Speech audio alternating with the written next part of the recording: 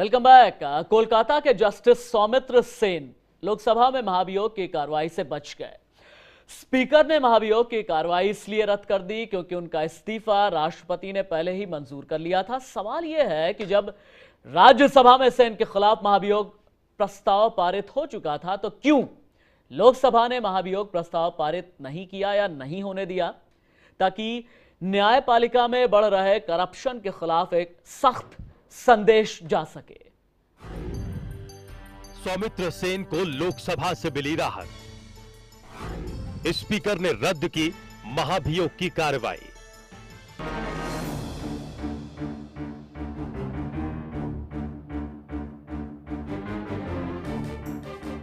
भ्रष्टाचार के मामले में महाभियोग का सामना कर रहे कोलकाता हाईकोर्ट के पूर्व जस्टिस सौमित्र सेन लोकसभा में इस कार्रवाई से बच गए हैं।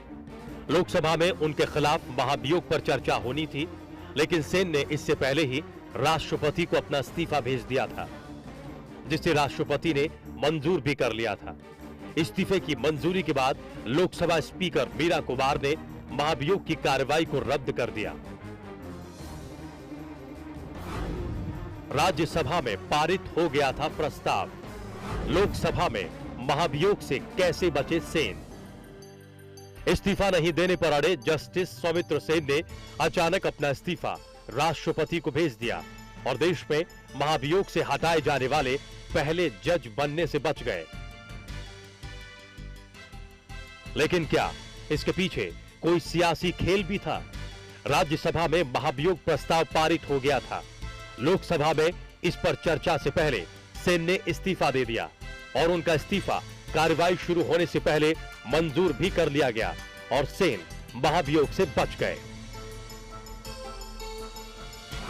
सेन को महाभियोग से क्यों बचाया गया? क्या सेन को जानबूझकर राहत दी गई?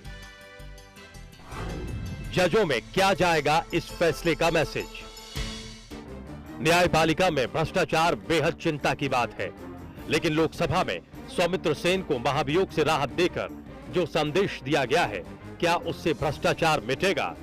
क्या सौमित्र सेन के खिलाफ नरमी बरतने से और सेन के लिए वकालत करते रहने का रास्ता साफ करना न्यायपालिका के लिए ठीक होगा? जब आय से ज्यादा संपत्ति मामले में बिहार के एक आईएएस अधिकारी का मकान जब्त कर लिया गया, तो क्यों एक भ्रष्ट जस्टिस को महाभियोग से नहीं हटाया गया?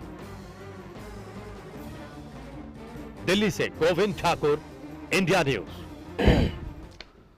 और इसी विषय पर चर्चा करने के लिए इस वक्त हमारे साथ स्टूडियो में मौजूद हैं वरिष्ठ एडवोकेट आर.के. कपूर और हमारे लीगल कॉरेस्पोंडेंट सुमित नागपाल। स्वागत है आप दोनों का ही। आर.के. कपूर साहब, शुरुआत आपसे कि ये जो प्रोसीडिंग महाभियोग की इम्पीचमेंट की शुरू हुई, राज्यसभा में पूरी कार्रवाई हुई, वहाँ प्रस्ताव पारित भी हो गया, अब लोकसभा में होना था, इस बीच में उन्होंने इस्तीफा दे दिया, लेकिन क्या कारण है कि लोकसभा ने इस कार्रवाई को रोक दिया? देखिए, आर्टिकल 217 के अंतर्गत अगर अपॉइंटमेंट के बाद कोई जज उस पोजीशन से हटता है तो उसके प्रावधान है, प्रोवाइजो है। नंबर 1, या तो वो रिज़ाइन कर दे, और अगर वो रिज़ाइन नहीं करता तो उसके खिलाफ प्रूव्ड मिसबिहेवियर से उसको इम्पीचमेंट के प्रोसेस से हटाया जा सकता है। और तीसरा है कि जब उसको हाई कोर्ट का जज सुप्रीम कोर्ट एलिवेट हो जाए या वो हाई कोर्ट से दूसरे हाई कोर्ट में ट्रांसफ़र हो जाए तो उसकी वो जगह खाली हो जाती है। अब सवाल ये है कि एक बार अगर उसने रिज़ाइन नहीं किया जज ने, तो उसके बाद इम्पीचमेंट की प्रोसीडिंग अगर शुरू हो जाती हैं जी, तो उसके दौरान रिज़ाइन करना एक बड़ी अजीब सी समस्या है कि एक बार पार्लियामेंट का इतना समय, जो public wastage of money, time, energy है, वो सारा कुछ एकदम तहस नहस हो गया कि जब वो प्रोसीडिंग ऑलरेडी चल रही हैं और राज्यसभा ने ऑलरेडी अपना प्रस्ताव पास कर दिया, उसके बाद सिर्फ प्रस्ताव ही पास होना था, क्योंकि जब ऑलरेडी पहले इन्वेस्टिगेटिंग कमेटी ने उनको गिल्टी होल्ड किया, इसके बावजूद ही ये प्रोसीडिंग आगे चली थी। कपूर साहब, एक बात ये बताइएगा, आपने चूंकि कहा ना कि इस्तीफा दिया, उसके बाद फिर ये महाभियोग की कार्रवाई नहीं चली, अगर मैं इसे दूसरे तरह से आपसे कहूं कि इसका मतलब तो यह है कि आराम से आप इस्तीफा दीजिए और भ्रष्टाचार के आरोपों से आप आराम से बच निकलिए, महाभियोग से आप आराम से बच निकलिए। सौमित्र सेन इस्तीफा देकर के निकल जाते हैं, पीडी दिनकरन इस्तीफा, अरुण मदान इस्तीफा, के रामास्वामी इस्तीफा, जस्टिस वाई के सबरवाल मानवाधिकार आयोग में आने से वंचित। बस इतना भर ही हुआ। मैं आपको एक उदाहरण देता हूं, कल की ही बात है, बिहार में एक रिटायर्ड आईएएस ऑफिसर भ्रष्टाचार के मामले में लिप्त पाए गए। करोड़ों रुपए का उनका जो बंगला था जब्त करके उसे सरकारी जमीन घोषित कर दिया गया। क्या भ्रष्टाचार के लिए अलग अलग नजरिया, अलग अलग चश्मा रखना कहां तक ठीक है? आपकी बात सही है जहां तक रूल ऑफ लॉ का ताल्लुक है, बल्कि इस एंगल से देखा जाए तो जुडिशियल प्रोसेस में अगर जज का एक रोल है तो वो तो और भी ज़्यादा इम्पोर्टेंट माना जाता है, क्योंकि एक तरफ तो हम इस बात को प्रोटेक्शन देते हैं कि जजेस को उनका कोई कंडक्ट डिस्कस नहीं किया जा सकता पार्लियामेंट में, कोई आउटसाइड एजेंसी उसको डील नहीं कर सकती, कोई आउटसाइड एजेंसी कोई रेजोल्यूशन पास नहीं कर सकती। तो इसका मतलब ये है कि जो जुडिशियल अकाउंटेबिलिटी है उसके लिए एक जज का रोल बहुत ज़्यादा अहम हो जाता है। और अगर कोई ऐसा इस अहमियत और इस सिग्निफिकेंस की भी कपूर साहब आपसे बात करूंगा, लेकिन मेरे वरिष्ठ लीगल कॉरेस्पॉन्डेंट हैं, मेरे वरिष्ठ सहयोगी हैं सुमित नागपाल को अब लेकर के आना चाहूंगा।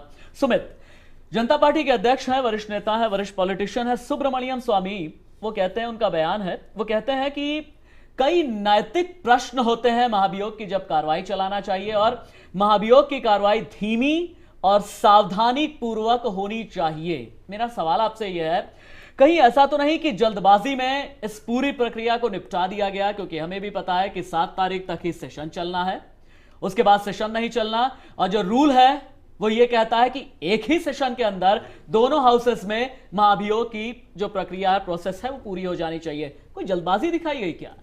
देखिए, इस मामले में जल्दबाजी तो बिल्कुल नहीं कही जाएगी, क्योंकि जो प्रोसीजर है उसमें सिर्फ इतनी बात कही गई है कि अगर महाभियोग चलाया जा रहा है तो एक जज को अपनी बात कहने का मौका दिया जाना चाहिए। और इस केस में जस्टिस सौमित्र सेन को बुलाया गया राज्यसभा में, उनको पूरा जो राज्यसभा को एड्रेस करने का मौका दिया गया, उनको अपना पक्ष रखने का मौका दिया गया। तो ये मैं बिल्कुल नहीं मानूंगा कि जो अगर इम्पीचमेंट की प्रोसीडिंग्स थी उसमें बहुत जल्दबाजी दिखाई गई। लेकिन मैं इतना जरूर कहूंगा कि अगर जस्टिस सौमित्र सेन की बात की जाए तो एक बहुत स्मार्ट मूव था उनकी तरफ से, और अपने आप को वो बचा लेगा इस पूरे प्रोसीडिंग्स से, क्योंकि अगर उनका इंपीचमेंट हो जाता तो भविष्य के लिए एक प्रेसिडेंट बनता और उनका नाम जो है एक तरह से हम कह सकते थे। लेकिन अब कपूर साहब, अब जजेस इंक्वायरी एक्ट 1968 को रिप्लेस करने जा रहा है, जो तैयारी हो रही है वो है जुडिशियल अकाउंटेबिलिटी बिल की, जिसका जिक्र अभी सुमित नागपाल कह रहे थे कि बहुत ही स्मार्टली अपने आप को बचा ले गए।